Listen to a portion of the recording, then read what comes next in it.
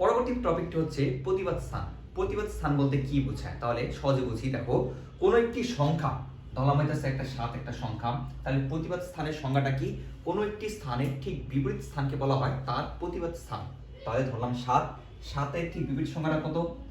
1/7, এটা না? কারণ আমরা জানি মনের নিচে 1 থাকে, সেই অনুযায়ী এটা বিপরীত স্থান হচ্ছে 1/7 বার, এটা হচ্ছে তার প্রতিবাদ স্থান।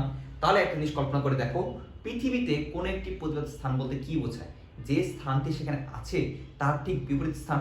এখন কথা হচ্ছে তুমি একটা স্থানের বিপরীত স্থান কিভাবে বের করবে?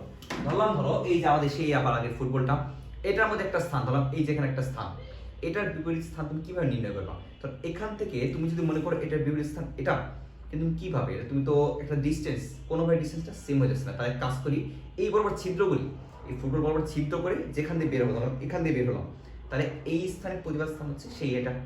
আবার এখান থেকে যদি ছিদ্র করি, এটা দিয়ে গর্ত করে ফুটো করে পিছন পাশ দিয়ে যেটা বের হতে হবে সেটা হবে তার প্রতিবাদ স্থান। তাহলে পৃথিবীর ক্ষেত্রেও সেই একইভাবে প্রতিবাদ স্থানটা নির্ণয় করা হয়, কিন্তু এক্ষেত্রে হালকা একটু জটিলতা আছে। জটিলতাটা কি? যে তোমাদের বলা হয়েছে পৃথিবীতে কাল্পনিক রেখা হচ্ছে দুইটি, একটা হচ্ছে অক্ষরেখা, একটা হচ্ছে দ্রাঘিমা রেখা। তাহলে অক্ষরেখা ও দ্রাঘিমা রেখা অনুযায়ী কিন্তু আমাদের প্রতিবাদ স্থানগুলো নির্ধারিত হবে। তাহলে দেখি প্রথমত নির্ণয় করি আমরা অক্ষরেখার ক্ষেত্রে। তাহলে প্রথম টপিক কি আমাদের? অক্ষরেখা। অক্ষরেখার ক্ষেত্রে প্রতিবাদ স্থানটা কি হবে? অক্ষরেখার,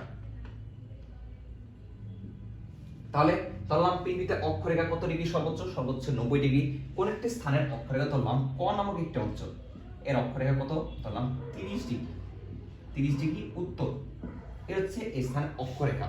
তাহলে এটার প্রতিবাদ স্থানটা কত হবে? প্রতিপাদ, যদি প্রতি দিয়ে লিখলাম এটার প্রতিবাদ স্থান তাহলে কত হবে? এটার বিপরীত স্থান 30 এর বিপরীত ধরলাম, 30 হচ্ছে এই যেখানে অবস্থিত আমাদের, এই যেখানে ধরলাম ক অঞ্চলটা অবস্থিত। তাহলে এই বরাবর যদি আমি ছিদ্র করি, তাহলে এই বরাবর ছিদ্র করে তাহলে কোথায় আসবো আমরা? তাহলে এই স্থানে একটা বিন্দুতে আসবো, এই বরাবর ছিদ্র করতে করতে এই স্থানে আসলাম, এই স্থান বিপরীত স্থান না? তাহলে প্রতিবাদ স্থানটা বিপরীত দিকে এসে পড়ছে, তাহলে এই ক্ষেত্রেও এই কোণের মানটাও 30 ডিগ্রি হবে।